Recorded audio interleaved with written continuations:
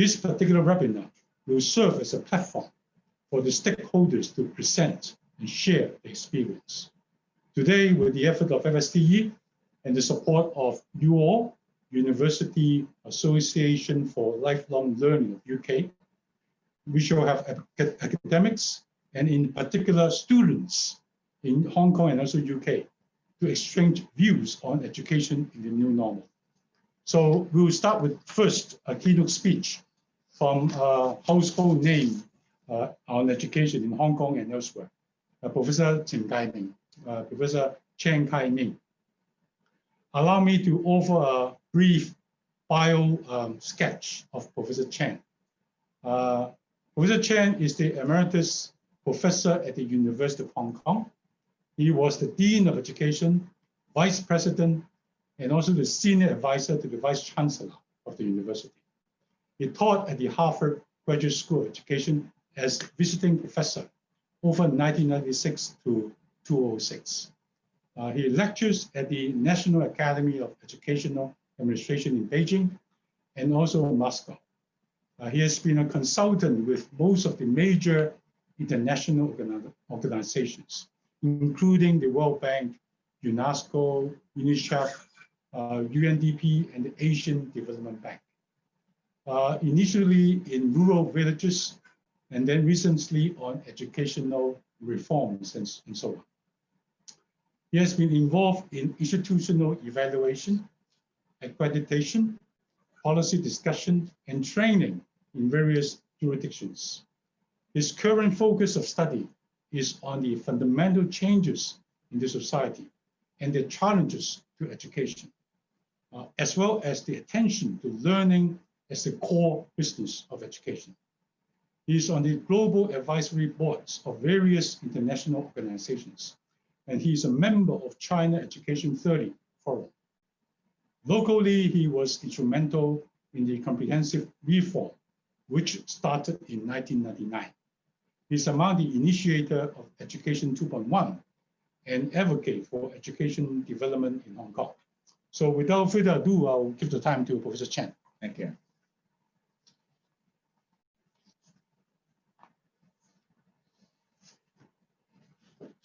Thank you very much for this opportunity to address everybody. And I have a simple PowerPoint, and I'll put it on the screen.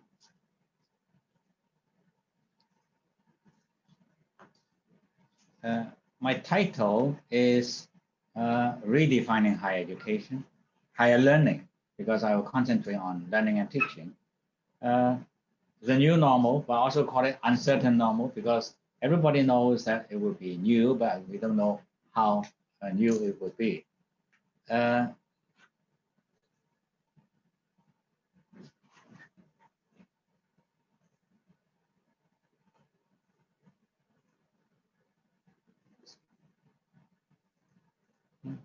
What is? Oh, yes, thank you. We talk about new normal. McKinsey says it's the next normal because we expect many new normals. There is also an organization that talks about a new abnormal. So I think it is basically uncertain normal or uncertain new normal, whatever you want to call it. We cannot pretend that we know what would come to us, both for the world, the nation, and individuals. Everything is changing. Uncertainty is perhaps the only known normal uncertainty. But I'll lay out my observations of the uncertainties. Uncertainty one is the world is in turbulence. I'll be brief and then show you only some of the pictures. Climate, the latest in California. Man-made accidents.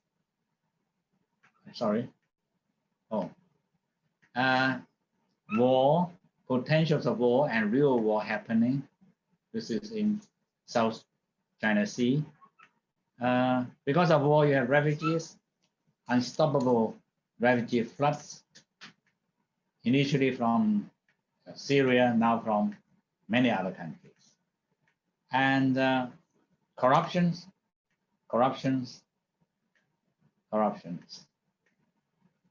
Fighting where? Parliaments. This is in Venezuela, and this is in Taiwan, this is in Japan and Hong Kong. I would call it irresponsible politicking. And then you have unexpected results of democratic policies, processes. This is United States, Brexit, UK, US. Spontaneous social unrest, Hong Kong, and then United States. Pandemic, this was 2003, but then, of course, COVID-19. But this is not the most serious. The most serious, perhaps, is the Cold War that is re-emerging. This is what I'm trying to put it into writing. Uncertainty too is society. That was the world. This is society. Society has changed. Everybody says so. But what has changed, or what have changed? First of all, production for needs has moved into creation of desire. I always ask people in conferences like this, how many pairs of shoes do you have at home? Do you really need so many pairs of shoes? And now recently I know because of pandemic, the sales of eyeglasses have dropped. Not because people don't need it, it's because don't need it as a luxury. Mass production becomes less of more, that is less quantity, more variety.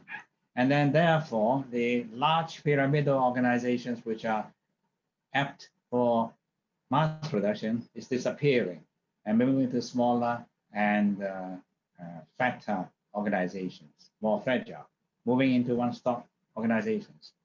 But because of this, because the organizations are smaller and they're more fragile, very short-term, and therefore the organization's commitment to the employees have diminished.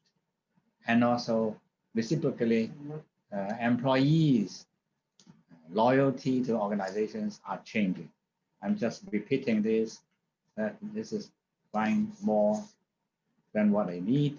And this is products are individualized, personalized. I'm just repeating. And organizations are better, smaller, looser. And also, therefore, you have frequent change of jobs, frequent change of occupations. 2006, there was a forecast in the UK that each citizen would be likely to take on 13 jobs. More recently, 4 years ago, 2016, Australia, they have estimate that an average citizen will take on 15 jobs. Frequent change of jobs. They have slashers, that is taking many jobs at one time.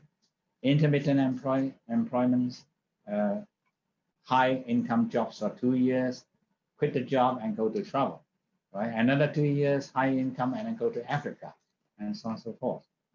And so on and so forth.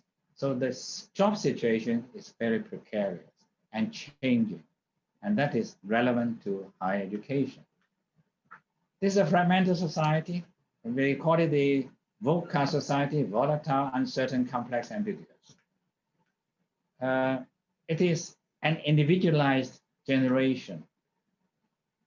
Individuals are on their own, no protection, no security, nobody to be on their side. However, they're more independent, they're freer, more autonomous, unconventional. Therefore, they're adaptive, aggressive, and not innovative. The two comes together. From the old paradigm, you see that it's a bad thing. But for the younger generation, they born into this generation, and they take this as the normal.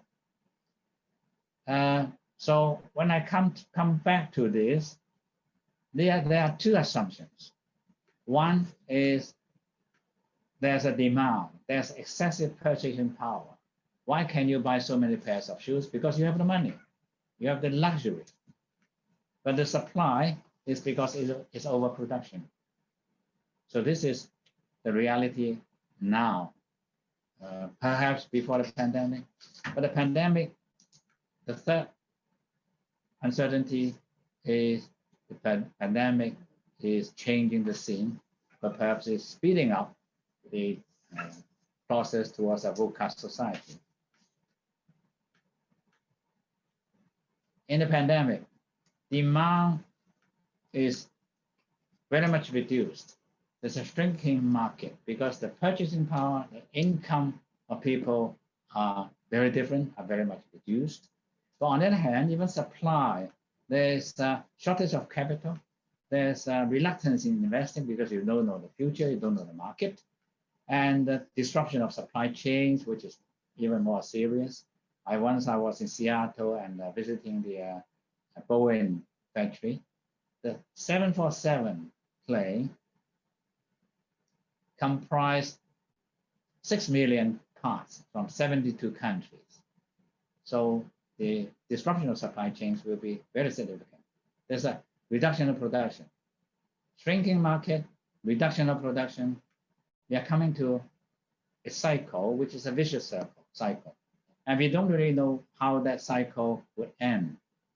And will there be a new normal? Yes, almost definitely. But that is only the economy. Society will become even more fragmented. And individuals will face less jobs, less income, and even more secure. Because the luxury that we enjoyed during the last decade's change is now disappearing. But individuals become more independent.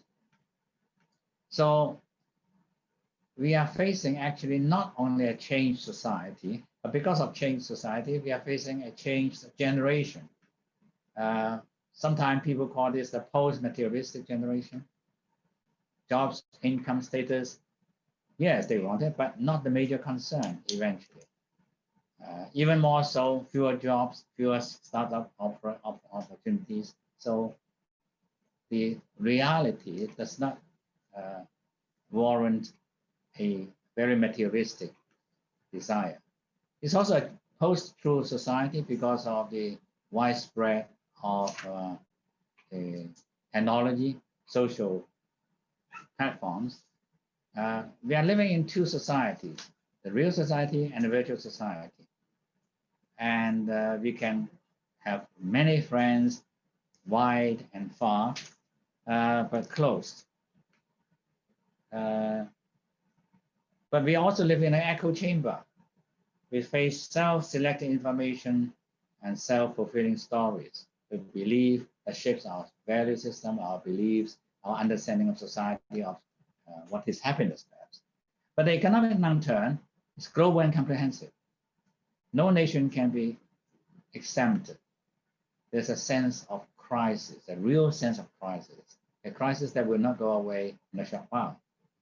It's a fragmented society and an individualized society and so on. And all this gives us the notion that our next generation has to be stronger.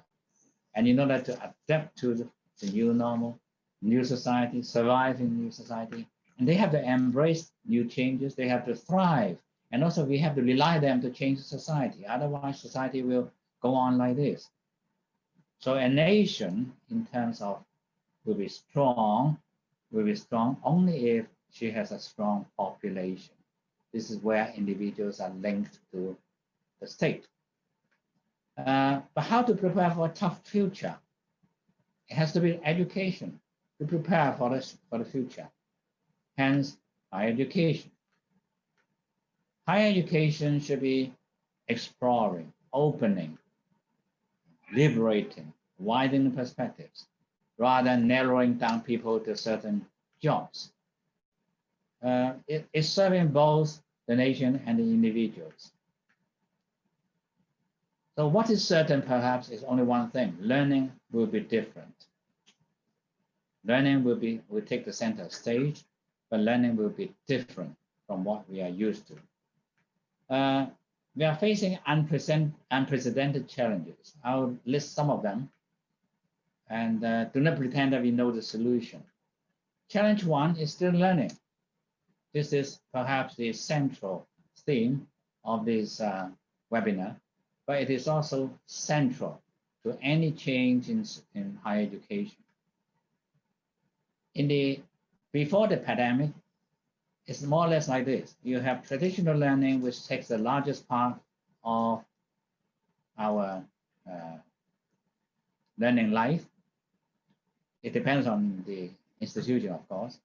A small part, online learning, but then implicit learning for campus life, for social life, for experiential learning, it is taken up by students themselves, mostly. But after pandemic, it's likely to have traditional learning still, because you cannot escape that. And all this will still be there, but it will be very much reduced.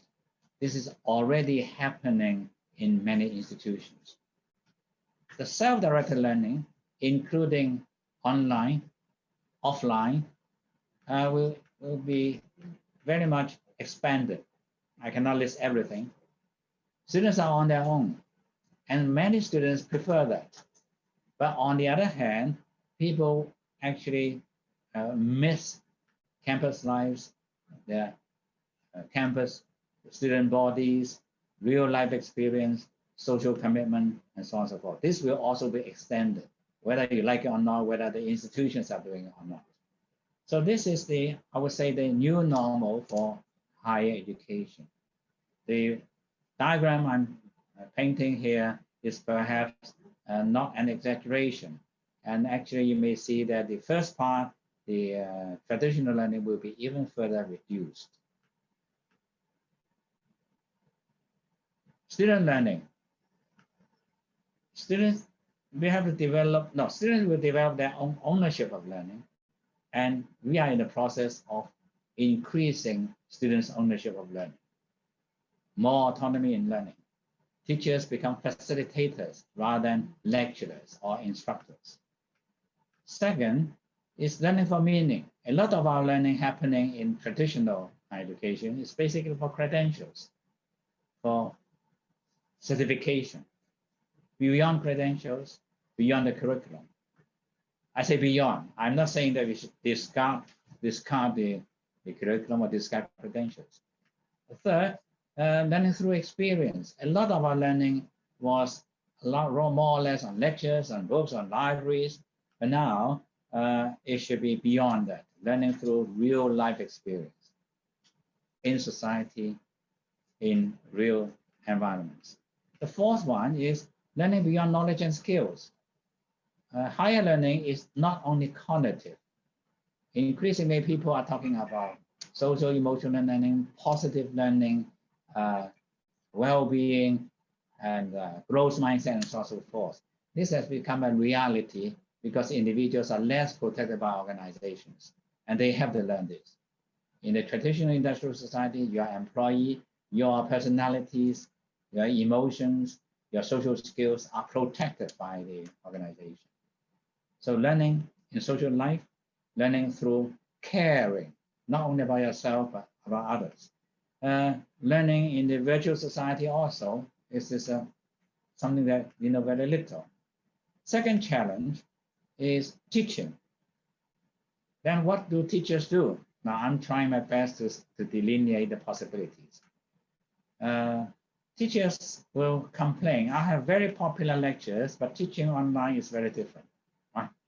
You may lose your popularity.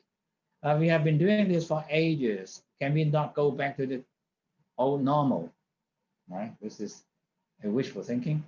There are things that can only be taught face-to-face, I admit, but how much? If students could learn online, and why are we here? Well, we have to think of it, right? We have to produce an answer. The conventional thinking is that for conventional thinking, students are now out of our eyesight. And that's a challenge. That's unacceptable, right? We don't know where they are. How do we make roll calls? Do you know how many are there?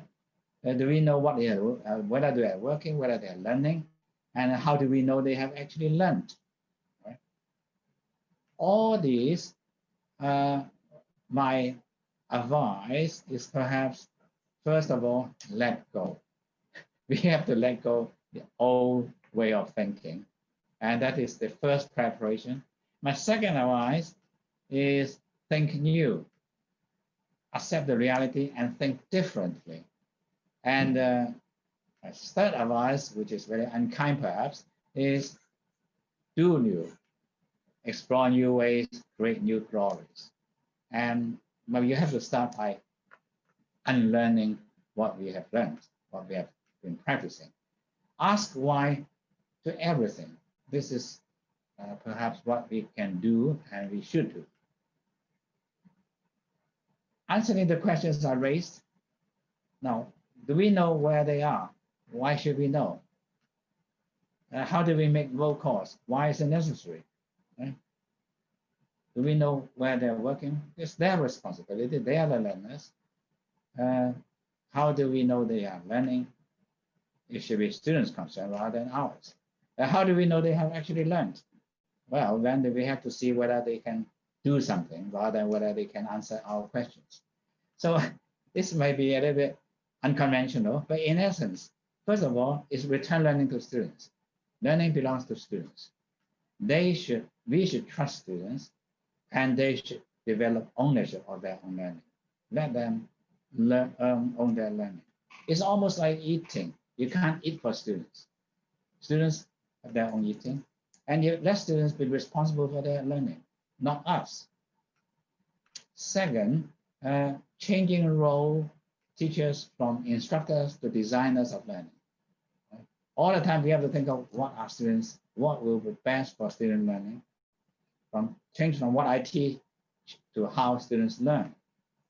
The third is allow students to have more real life experience rather than just sitting in the classrooms and sitting in laboratories.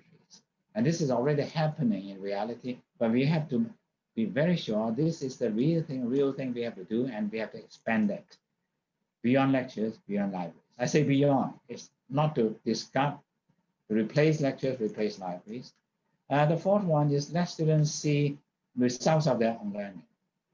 Normally in the convention, they see their results as scores, as marks, as certificates. That is not real. They have to know what they really learned by producing something. Right? Changing the concept of assessment from what they know to what they can do. The fifth one is learning together with students. If that is the case, then we ourselves have to learn. We have to be co-learners with students. We also have to be good learners. The third challenge is then to administration, university. I just try my best here. The first one is it's a paradigm shift.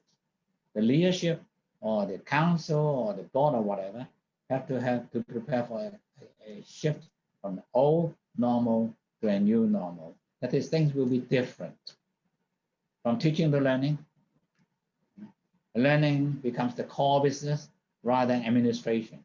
When we decide anything, make any new changes, start from what students are doing, student learning, and build upon that what teachers should do, what faculty should do, and what administration should do. Administration is to revolve around student learning rather than administrative convenience. Second is mobilize resources for student experiences. Many universities are doing that.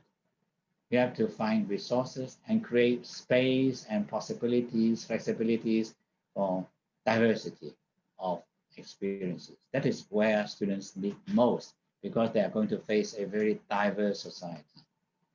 And the third one is leadership in learning. Many universities, the attention is of course on research, but learning's attention is much less.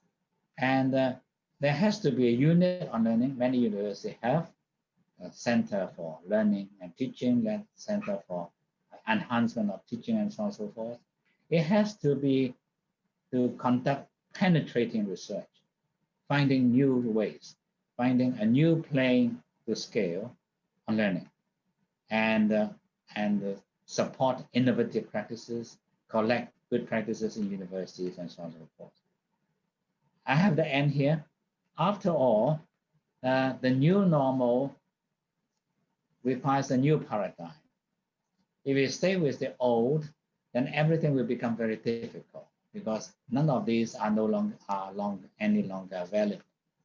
But if we take uncertainty for granted, uncertainty is there, nothing could be certain, then there will be many new opportunities and new windows on the way. They are everywhere. So this is perhaps a short piece I share with everybody here to test your thinking. I'm not so sure I'm with you, and I'm not so sure I can get your positive response, but this is what I think at this moment. Thank you. Thank you, Professor Chen. It was actually quite some sharing. Some of the concepts that Professor Chen just expressed were all new to me. For instance, we ought to return the learning to the students. Okay, so one question that naturally arise would be that students have to be more disciplined than before because now they own the learning, they own the pace and so on. And then on the teacher side, they have to let go. They have to think new, they will do new. Again, it's a new concept to me. I've been teaching for 20 years. Now we have to face a new scenario. Sometimes we get panic because we are losing control on how the teaching and learning is conducted. We cannot even see the students in person. And how do we handle all these assignments, assessments, delivery of knowledge, and so on? So that is actually something that bothers us, okay, in a way. So it's all very inspirational, Professor Chen's sharing and so on. I have a number of questions. May I first respond? Yeah, okay, please, Professor Chen. Yes, they have to be more disciplined because they are on their own, but that means they have to be self-disciplined. Yes, right? yes. And that is the difference. It's like masks in pandemic. Right? And you can do it by law that everybody has to wear a mask, but still you see in many countries, still people don't think they want to have a mask. But in societies like Hong Kong, go to the street, there are almost 100% of people are in masks. Yeah. Not because they are feared of any discipline, not because they think this is what they should do, either to protect themselves or to avoid spreading the virus and so forth. Exactly. Yeah, you got the right point. That's exactly the point. Yes. Okay. Right. So we have so perhaps I should invite the audience to raise questions. I have a number of questions in my hand already, but then I'll see whether there are some questions that are very pressing, and then you want to ask Professor Chen now at this moment. Any particular question from the audience? Okay, so they're going to okay, so in case you want to raise your hand and so on, please do that. And then our staff would actually pick up your question, and then I can actually forward the question to Professor Chen.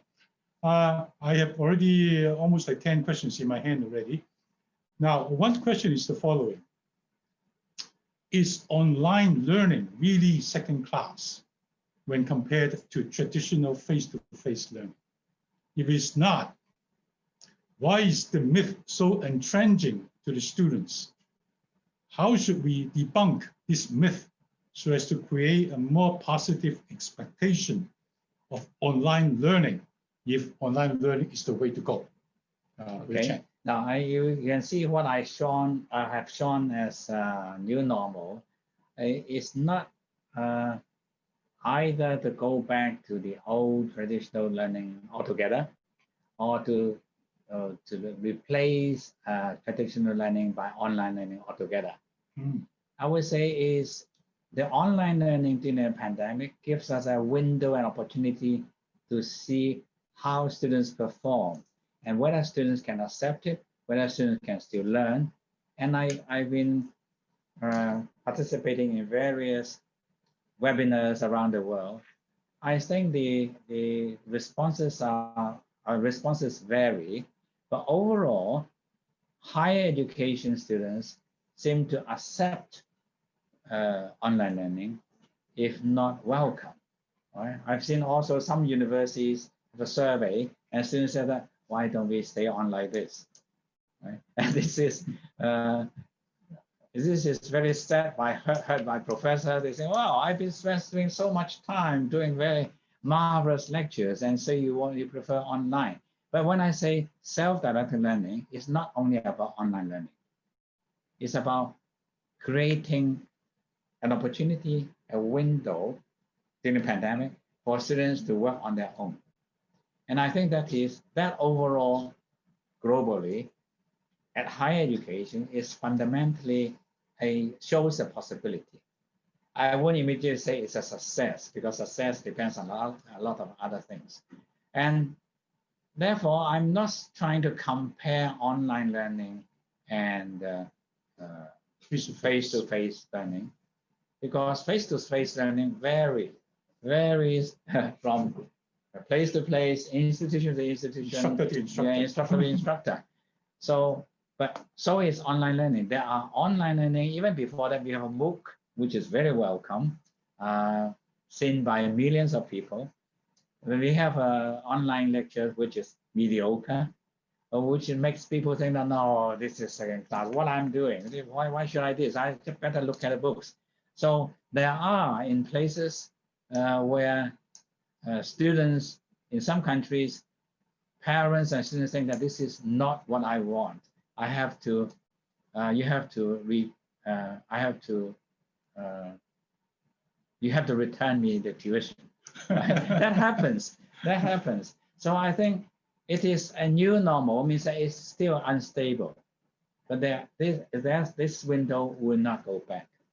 I don't think after pandemic, any university can claim that we don't do online learning. I think it is quite impossible and unlikely.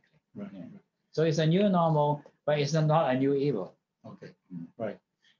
There was a question from the audience on whether we record this particular webinar.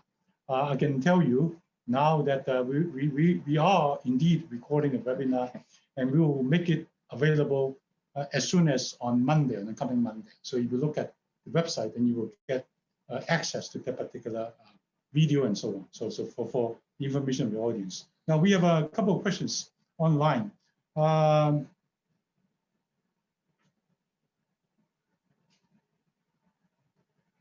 Okay, so this is actually a very interesting question. Transferring responsibility for learning to the student is realistic for some students, but will this particular approach only be applicable at the higher education level, or and would it be applicable to the less well-resourced students? Okay, so I think that's the question. Oh yes, I think it's talking about now when we are in the old normal, we are facing the opposite, right? Those students who are ready to comply with the curriculum, the way of teaching, the way of examinations, they do very well. But there are students who are not doing very well, not because they are not well, because they don't fit the system. So it's now a new normal, and those who are used to the old normal, teachers and students alike, will be very uncomfortable, right? I can do this examination very well. Now you want me to create my own product, my own project. This is much more than what I expected. So we have to understand when they say new normal, it means the majority will move towards that. And therefore, people who are in the old normal have to have a change of mindset. The distribution will be different. In universities and in schools as well, those students who are not very active in classrooms will be very active online. And those who are very active in classrooms, very kind of obedient and very timid, very comfortable with classroom setting, will feel uncomfortable. So this is perhaps the reality.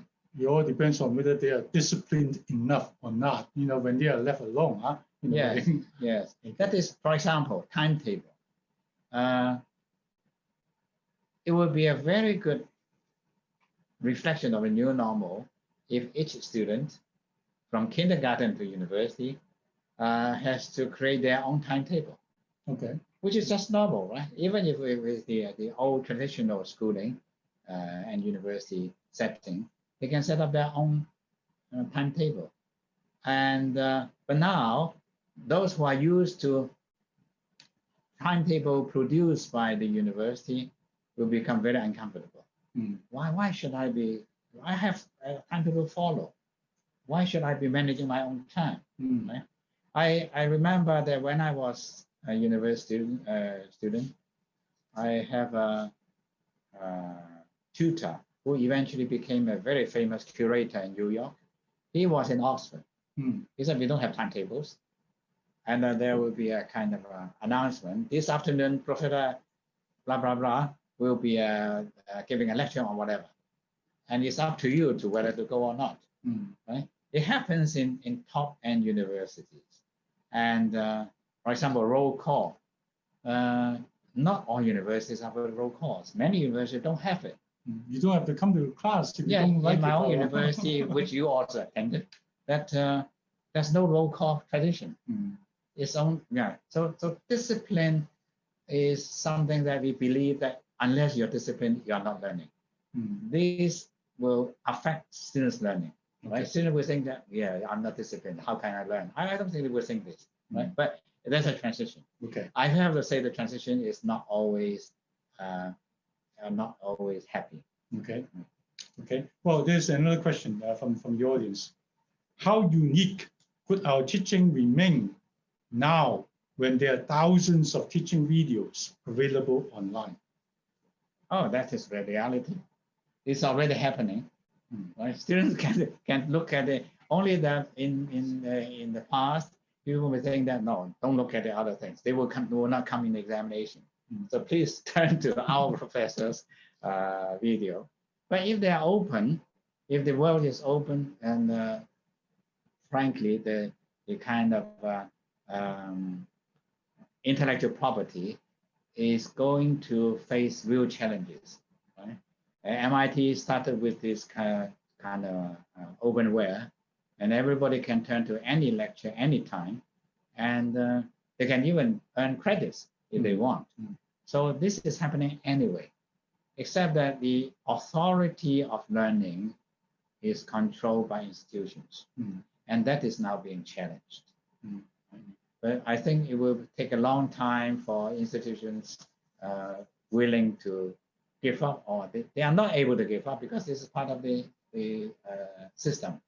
However, if we look at changes in universities in the past few years, Chicago University took the lead in getting rid of standardized test results for admissions. That is a good entry point, a breakthrough.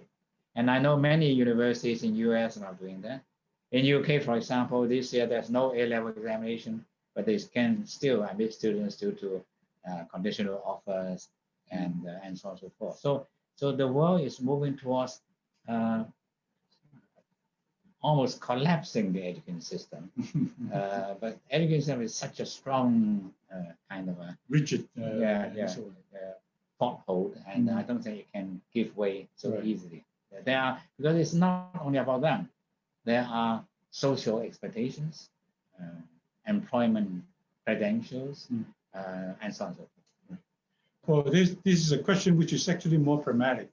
Under the pandemic, international students may have all kinds of problems. Okay, for example, they cannot come to Hong Kong to study and so on because of the restrictions on the travel and so on. Now, if you stay in their own country and then study online and so on, then there could be some different time zones. So they could be in the middle of the night when Hong Kong is in the daytime and so on. So that create all kinds of difficulties and so on.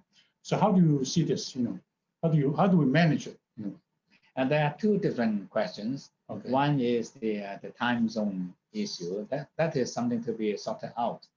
I'm facing that problem because there are many conferences which are hosted in the US, and that is, for example, it's 8 o'clock their evening, it's 8 o'clock our morning. That can be handled. But for conferences that are webinars that are hosted in California, for example, then it could be a problem. This is an easier question. The other question is about border barriers, visa problems, either due to health reasons or due to political reasons, is going to hinder the notion of overseas studies and overseas study. And I don't think there will be a kind of a suspension of cross-border student mobility for a while, for a few years. Right. However, there is the other side of the story that quite a number of places are starting virtual exchange, virtual overseas studies. Right. And of course, that will face the problem you've mentioned about time zones. But that is perhaps, again, part of a new normal. We have to move to some. So one way or the other, we will tackle that in a way, huh? Yes, you may say that in the old time, people have to adapt to the new culture. Now it's about a different time zone. Adapt to the new time zone. It is almost like people in Hong Kong working on the US market. And they have to do that. Okay. Yeah. Now, this could be the last question because of the limit of time and so on.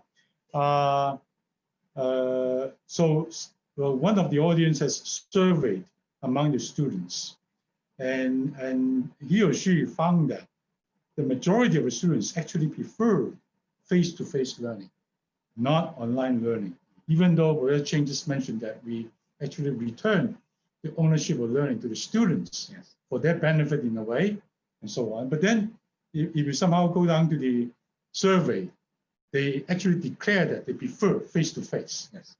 So how would you somehow? Well, it depends. It depends on the circumstances, the environments. Okay. I've seen in some South Asian universities, students still, for example, sit in rows and listening to the lecture. The lecturer was lecturing very, very energetically and very enthusiastically. And in that case, if you turn to online learning, of course, students will say, I don't prefer that. I prefer listening to. Because they want to stay in the comfort zone. Yes. They want to stay. This is one something element. they're used one to. element, the style of student learning and teaching. There could be cases where the particular professors and academics in the institution are really very, very good lecturers. Right? You don't want to miss them. Right? Sometimes you listen to a lecture not always because of what they present. That might be read in textbooks, but you may feel that they are really actually very, very approachable, and they are actually delivering the kind of knowledge with human touch. Okay. This cannot be replaced by online learning. So I think, and that kind of teaching should remain. But when you have so many online activities, and sooner or later, I say sooner or later, that there will be cross-border credit offering. And if the university is not joining that game, they will be lagging behind. Right?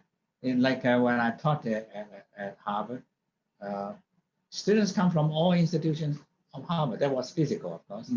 But now, when the approach is possible online, that will become a reality.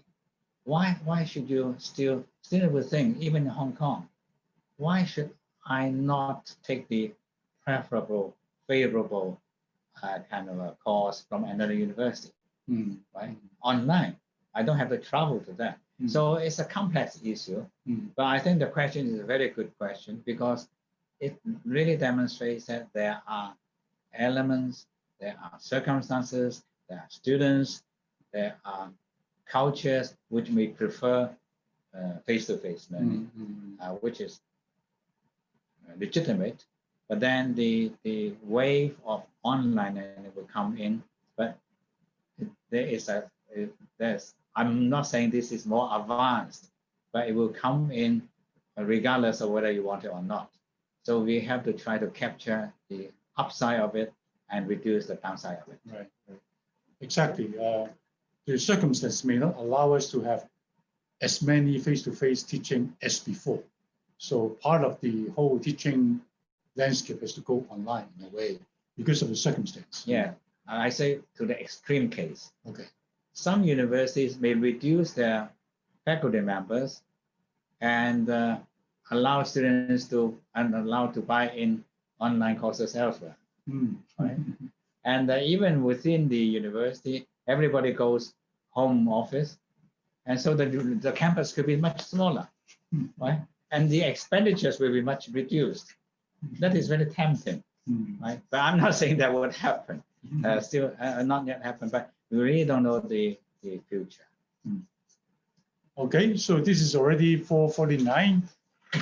I suppose, so we can still entertain one more question. I was instructed that way. Okay, now this question goes like this. Most people are surely reluctant to have changes. And if it comes as an educational reform, the situation is more likely to actually go back to the old days and so on. But face-to-face learning is that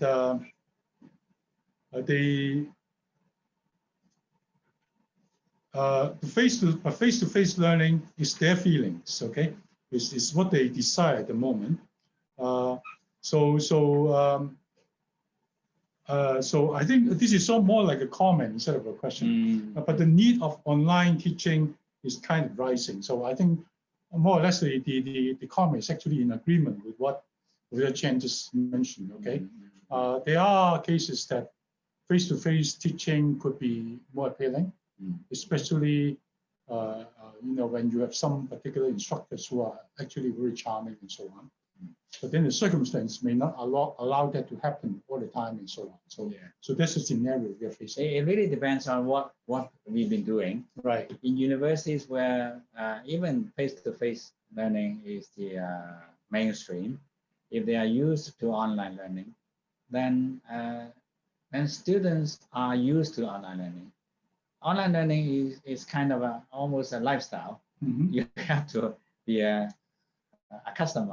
Right. There's a learning curve and so on. Yeah. Right. So they may think, oh, I'm born into such a blended learning situation. Right? They never experience a pure face-to-face. So in a way, this current generation is caught in the middle. So we grew up from the older camp, old kinds of teaching. Now we are on transition to something new. Yes. Whereas the next generation, they may have an easier time in a way. Oh yes. Okay. I'm not so sure when all these courses will be on iPhone rather than on a mobile phone. And that will be the end of institutions. Okay. So thanks for joining this particular section of this event. So we'll have a short break. I think we'll resume the forum section at 5 p.m.